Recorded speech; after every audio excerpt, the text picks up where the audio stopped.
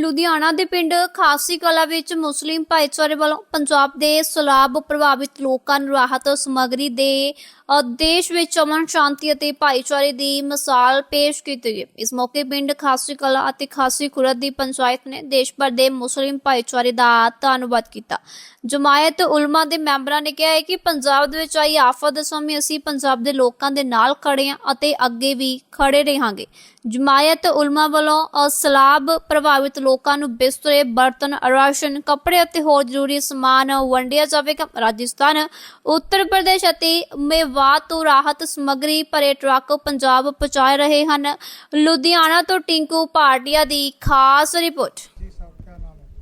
मेरा नाम मुफ्ती सलीम अहमद कासमी साकरस, कन्वीनर वो जनरल सेक्रेटरी जमीयत उलमा मेवात। आज जिथे इकट्ठे हुए हो, क्यों इकट्ठे हुए हो? सर आज ही नहीं बल्कि हम तो यहाँ 3 तारीख से जो आपके लुधियाना का ये हमारे हाजी नौशाद साहब का कारखाना है, ये हमारे जमीयत उलमा हिंद के राष्ट्रीय अध्यक्ष हज़रत मौलाना महमूद मदनी के निर्देश अनुसार हमने सेंटर बनाया था।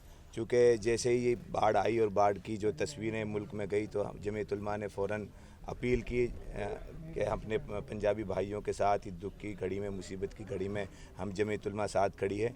और हम जैसे छोटे कारकुनान को जमीयत उलमा के राष्ट्रीय अध्यक्ष ने ये हुक्म दिया, निर्देश दिया कि आप सब पंजाब जाएं, तो हम उनके आदेश पर यहाँ आ चुके। और आज हमारे दरमियान में राष्ट्रीय महासचिव हज़रत मौलाना हकीमुद्दीन साहब भी आए हुए हैं।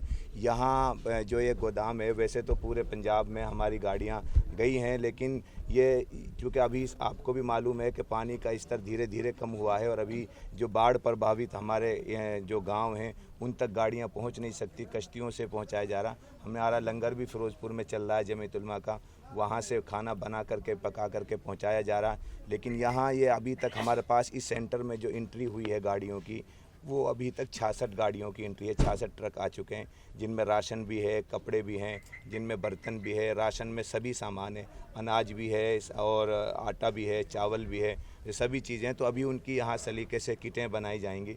फिर हम यहाँ से, यहाँ हमारी सर्वे की टीम भी है लोकल बंदूकी के, गलत जगह हमारा सामान ना पहुँच। गलत जगह का मतलब ये है कि वो लोग महरूम ना रह जाएँ जो बाढ़ से प्रभावित हुए हैं, और उन जगहों उन तक चला जाए जो प्रभावित नहीं हुए। ये हमारी कोशिश रहेगी, चाहे हमें अभी महीना 1.5 महीना रहना पड़े, लेकिन हम इस सामान को जो बाढ़ प्रभावित हैं उन तक ही पहुँचाने की कोशिश करेंगे किटों के ज़रिए से।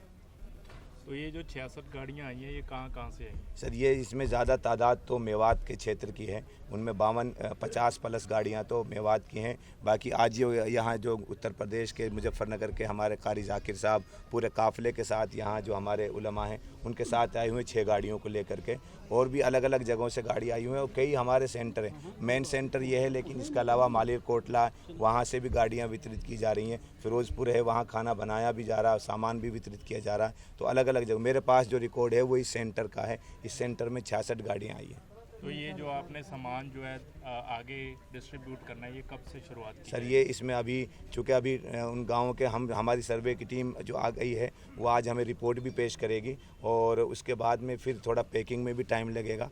तो 1 हफ्ता भर हमारा लग जाएगा इसमें सही माना में वितरण होने में। ठीक है सर जी भाजी। हाँ जी, की नाम है जी ਤੁਹਾਡਾ? मैं सरपंच खासीगुर तो मेरा नाम अजीत सिंह है जी। तो असी जमीयत मेवात का बहुत मेवात वासियों का बहुत धन्यवाद करते हैं जी, जिन्हों ने हड़ वर्गी मुसीबत के विच पंजाब वासियों का साथ दिता तो हर तरीके नाल जो सेवा हो सकती सी वो सेवा की जी। असी सारे मुस्लिम भाईचारे का भी बहुत धन्यवाद करते हैं जी, और परमात्मा अगे ही अरदास करते हैं कि यह भाईचारा मुस्लिम सिख भाईचारा हमेशा ही इदां ही बनया रहे जी। ਕਿਵੇਂ ਦੇਖਦੇ ਹੋ, ਇੱਕ ਪਾਸੇ ਪੰਜਾਬ ਦੇ ਵਿੱਚ ਹੜ੍ਹ ਦੇ ਹਾਲਾਤ ਨੇ ਤੇ ਧਰਮਾਂ ਤੋਂ ਉੱਪਰ ਉੱਠ ਕੇ ਜਿਹੜਾ ਇਨਸਾਨੀਅਤ ਦਾ ਫਰਜ਼ ਨਿਭਾਇਆ ਜਾ ਰਿਹਾ ਹਰੇਕ ਭਾਈਚਾਰੇ ਦੇ ਵੱਲੋਂ ਜੀ? ਇਨਸਾਨੀਅਤ ਦਾ ਧਰਮ हाँ जी, इंसानियत ਦਾ ਧਰਮ ਸਾਰੇ ਧਰਮਾਂ ਨਾਲੋਂ ਵੱਡਾ ਜੀ ਇੰਸਾਨੀਅਤ ਦਾ ਧਰਮ ਹੈ, ਜੋ ਕਿ ਸਾਡੇ ਭਾਈਆਂ ਨੇ ਸਾਡੇ ਨਾਲ ਮਿਲ ਕੇ ਨਿਭਾਇਆ ਤੇ ਅਸੀਂ ਇਹਨਾਂ ਦਾ ਧੰਨਵਾਦ ਕਰਦੇ ਹਾਂ। देखिए, ये तारीख का बहुत भयानक सैलाब और तकलीफ दे है। जमीयत उलमा को 100 साल से ज़्यादा हो गया है इस मुल्क में खिदमत करते हुए। ऐसी तकलीफ़ कहीं भी किसी इलाके में आती तो वहाँ हम सब लोग एक साथ जमा होते हैं। मैंने बांग्लादेश में रोहिंग्या में काम करते हुए सिख भाइयों को देखा था, रोहिंग्या में खिदमत करते हुए, तो मेरी मुलाकात वहाँ भी होती थी। तो इस्लाम चूँकि बहैसियत एक इंसानी रिश्ते के हम सबको इसका दर्स देता है। जमीयत उलमा इसी हिसाब से खिदमत लगी हुई है शुरू दिन से।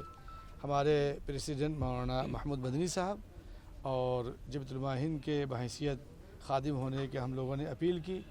मुल्क भर से ख़ास तौर से हमारा मेवात और मगरबी उत्तर प्रदेश, जिसमें भी बिजनौर, मुजफ्फरनगर, यहाँ पूरी टीम आई हुई है, राजस्थान, पूरा ये इलाका आपके यहाँ टूट पड़ा।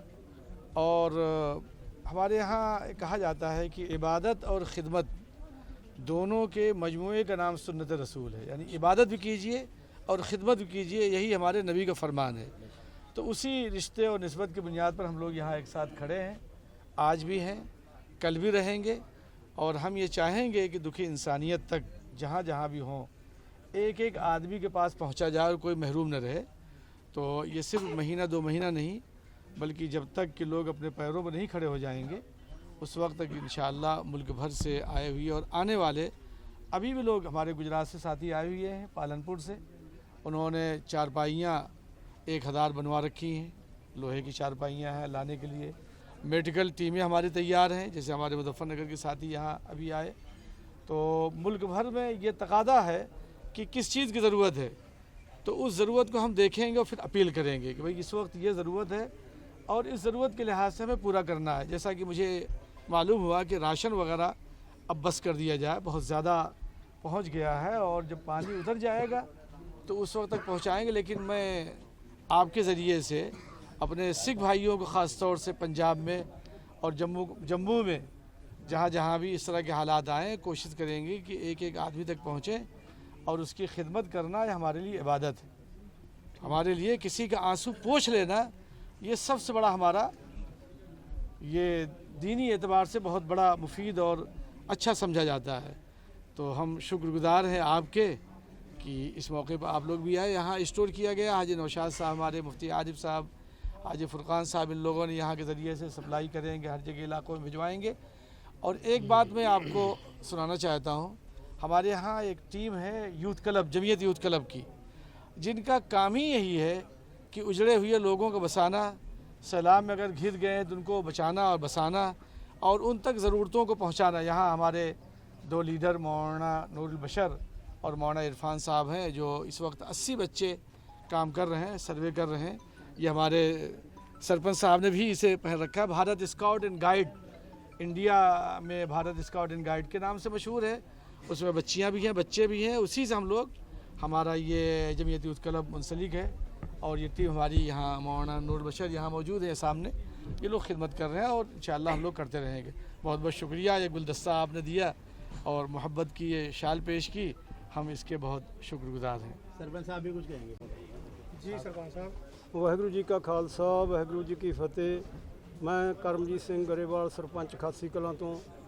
ਜੋ ਸਾਡੇ ਭਰਾ, ਮੁਸਲਮਾਨ ਭਰਾ ਇੰਨੀ ਦੂਰੋਂ ਦੂਰੋਂ ਚੱਲ ਕੇ ਸੇਵਾ ਲੈ ਕੇ ਆ ਰਹੇ ਆ, ਸਾਡਾ ਕੋਈ ਬੋਲਣ ਵਾਲਾ ਸ਼ਬਦ ਹੀ ਨਹੀਂ ਵੀ ਕਿਹੜੇ ਸ਼ਬਦ ਨਾਲ ਇਹਨਾਂ ਦਾ ਧੰਨਵਾਦ ਕੀਤਾ ਜਾਵੇ। ਇੱਥੇ ਜਿਹੜਾ ਹੁਣ ਸਮਾਨ ਆਇਆ ਵਾ ਇਹਨੂੰ ਬੜੇ ਤਰੀਕੇ ਨਾਲ ਵੰਡਿਆ ਜਾਊਗਾ। ਅਸੀਂ ਆਪ ਵੀ ਖੁਦ ਪਰਸੋਂ ਜਾ ਕੇ ਸਾਰੇ ਗੇੜਾ ਕੱਢ ਕੇ ਆਏ ਆ, 4-5 ਜਾਣੇ। ਜਿੱਥੇ ਜਿੱਥੇ ਦੇਖਿਆ ਜਾਊਗਾ, ਜਿੱਥੇ ਕਣਕ ਦੀ ਬੀਜ ਦੀ ਲੋੜ ਹੋਊ ਉੱਥੇ ਕਣਕ ਦਾ ਬੀਜ ਦਿੱਤਾ ਜਾਊ, ਖਾਦ ਦਿੱਤਾ ਜਾਊ। ਜਿੱਥੇ ਟਰੈਕਟਰਾਂ ਦੀ ਲੋੜ ਹੋਊ ਅਸੀਂ ਖੁਦ ਇੱਥੋਂ ਟਰੈਕਟਰ ਲਿਜਾ ਕੇ ਉੱਥੇ ਮਦਦ ਕਰਾਵਾਂਗੇ ਜ਼ਿਮੀਂਦਾਰਾਂ ਦੀ। ਸਾਡੀ ਸੋਚ ਇਹ ਆ ਵੀ ਅਸੀਂ ਘੱਟੋ ਘੱਟ ਵੀ 1 ਜਾਂ 2 ਪਿੰਡ ਗੋਦ ਲਵਾਂਗੇ ਜਾ ਕੇ, ਜਿੱਥੇ ਮਤਲਬ ਜਿੱਥੇ ਗਰੀਬਾਂ ਦੇ ਘਰ ਢਹਿ ਗਏ ਹੋਣਗੇ, ਜਿਹੋ ਜਿਹਾ ਵੀ ਸਾਡੇ ਤੋਂ ਸਰੂਗਾ ਅਸੀਂ ਉਹਨਾਂ ਦੇ ਘਰਾਂ ਦਾ ਉਹਨਾਂ ਨੂੰ ਅੰਦਰ ਵੜਦੇ ਕਰਕੇ ਆਵਾਂਗੇ। ਇਹ ਟੀਮ ਬਹੁਤ ਵੱਡੀ ਆ, ਇਹ ਸਾਰਾ ਦਿਨ ਲੱਗੀ ਹੋਈ ਆ, ਪੈਕਿੰਗ ਕਰਨ ਲੱਗੀ ਹੋਈ ਆ। ਜਾ ਕੇ ਪਹਿਲਾਂ ਦੇਖਿਆ ਜਾਊ, ਉਸ ਤੋਂ ਬਾਅਦ ਫਿਰ ਜਿੱਥੇ ਜਿੱਥੇ ਲੋੜ ਪਊ ਉੱਥੇ ਉੱਥੇ ਜਾਵਾਂਗੇ। ਅਸੀਂ ਇਹਨਾਂ ਦਾ ਫਿਰ ਤਹਿ ਦਿਲੋਂ ਧੰਨਵਾਦ ਕਰਦੇ ਹਾਂ, ਜਿਨ੍ਹਾਂ ਨੇ 500 ਕਿਲੋਮੀਟਰ ਤੋਂ ਦੂਰ ਤੇ ਆ ਕੇ ਆਪਣਾ ਰਾਸ਼ਨ ਪਾਣੀ ਆਪ ਲਿਆ ਕੇ ਸਾਡੇ ਤੋਂ ਕੋਈ ਸੇਵਾ ਵੀ ਨਹੀਂ ਕਰਾ ਰਹੇ, ਆਪਣੇ ਆਪ ਸਾਰੇ ਲੱਗੇ ਹੋਏ ਨੇ। ਅਸੀਂ ਇਹਨਾਂ ਦਾ ਬਹੁਤ ਬਹੁਤ ਧੰਨਵਾਦ ਕਰਦੇ ਹਾਂ। ਵਾਹਿਗੁਰੂ ਜੀ का खालसा, वाहिगुरू जी की फतेह। मैं अपने ये खासी खुर्द और खासी कलां दी पंचायत वालों इत्थे मुसलमान भाईचारे वालों जो बेस्ट एफर्ट्स कीतियां गईयां ने हड़ प्रभावित पंजाबियां दे लई, ਉਹਦਾ ਅਸੀਂ ਸਾਡੇ ਕੋਲ ਕੋਈ ਸ਼ਬਦ ਨਹੀਂ ਜਿਹਦੇ ਨਾਲ ਅਸੀਂ ਇਹਨਾਂ ਦਾ ਧੰਨਵਾਦ ਕਰ ਸਕੀਏ। ਅਸੀਂ ਆਪਣੇ ਵੱਲੋਂ ਇਹਨਾਂ ਦੇ ਜਨਰਲ ਸੈਕਟਰੀ ਸਾਹਿਬ ਨੂੰ ਆ ਤੁੱਛ ਜਿਹਾ ਆਪਣਾ ਜਿਹੜਾ ਪੇਂਟ ਕੀਤਾ, ਜਿਹੜਾ ਪੰਜਾਬ ਦੇ ਵਿੱਚ ਡਿਫਰੈਂਟ ਕਲਰਸ ਸ਼ੋ ਕਰਦਾ ਵੀ ਅਸੀਂ ਸਾਰੇ ਭਾਵੇਂ ਅਲੱਗ-ਅਲੱਗ ਹਾਂ ਪਰ ਸਾਡਾ ਜਿਹੜਾ ਸੱਭਿਆਚਾਰ ਹੈ, ਸਾਡੀ ਕਲਚਰ ਹੈ, ਉਹ ਇੱਕ ਹੈ। ਇਹਨਾਂ ਨੇ ਸਾਡਾ ਇਹੀ ਦੁਪਹਿਰ ਖੁਰੀ ਦਾ ਜਿਹੜਾ ਇਹ ਫੁੱਲ ਹੈ ਇਹਨੂੰ ਪ੍ਰਵਾਨ ਕੀਤਾ, ਜਿਹੜਾ ਕਿ ਇਸ ਚੀਜ਼ ਦੀ ਸਬੂਤ ਹੈ ਕਿ ਜਦੋਂ ਮੁਸੀਬਤ ਹੋਵੇ ਉਦੋਂ ਖਿੜਦਾ ਹੈ। ਇਹਨਾਂ ਨੇ ਸਾਬਤ ਕਰ ਦਿੱਤਾ ਮੁਸਲਿਮ ਭਾਈਚਾਰੇ ਨੇ ਕਿ ਸਾਡੇ ਪੰਜਾਬੀਆਂ ਦੇ ਉੱਪਰ ਜੋ ਮੁਸੀਬਤ ਬਣੀ ਹੈ ਉਹਨੂੰ ਅਸੀਂ ਤੁਹਾਡੇ ਨਾਲ ਪੂਰੀ ਕੋਸ਼ਿਸ਼ ਕਰਕੇ ਅਸੀਂ ਉਸ ਨੂੰ ਹੱਲ ਕਰਾਂਗੇ। ਜੋ ਵੀ ਸੇਵਾ ਸਾਨੂੰ ਇਲਾਕਾ ਨਿਵਾਸੀਆਂ ਨੂੰ ਲਾਉਣਗੇ, ਇੱਥੇ ਇੰਨਾ ਸਮਾਨ ਇਕੱਠਾ ਹੋ ਗਿਆ ਦੇਖ ਕੇ ਹੈਰਾਨੀ ਹੁੰਦੀ ਆ। ਪਹਾੜ ਲੱਗਿਆ ਪਿਆ ਹੈ ਜਿਹਨੂੰ ਡਿਸਟ੍ਰੀਬਿਊਟ ਕਰਨ ਵਾਸਤੇ ਇਹ ਕਹਿੰਦੀ ਸਾਡੀ ਸੇਵਾ ਕਰੋ, ਸਾਡੇ ਨਾਲ ਚੱਲੋ ਤਾਂ ਕਿ ਇਹ ਰਾਹਤ ਸਮੱਗਰੀ ਜਿਹੜੀ ਹੈਗੀ ਹੈ ਸਹੀ ਲੋਕਾਂ ਦੇ ਕੋਲ ਪਹੁੰਚ ਸਕੇ। ਕੋਈ ਰਸਤੇ ਦੇ ਵਿੱਚ ਜਿਹੜਾ ਇਹਦਾ ਹੱਕਦਾਰ ਨਹੀਂ ਹੈ ਉਹ ਇਹਦਾ ਨਾਂ ਲੈ ਸਕੇ।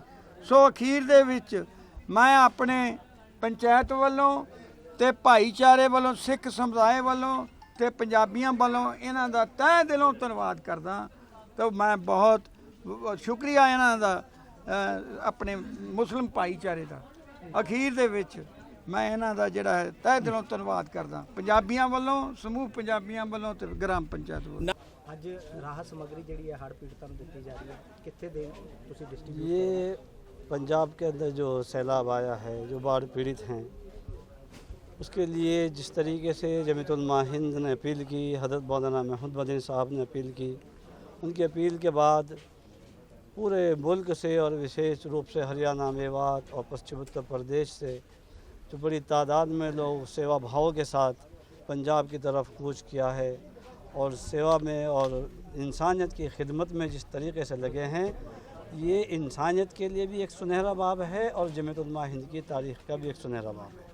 जमीयतुलमा हिंद 100 साल से जायद से इस मुल्क में इंसानियत के नाम पर, मुल्क के लिए और आपसी भाईचारा, इत्तेहाद और तबक़ात को, फ़िरक़ों को जोड़ने के लिए जो कोशिशें कर रही है, उसमें ये एक बेहतरीन किरदार पेश किया है हमारे दोनों समुदाय के लोगों ने।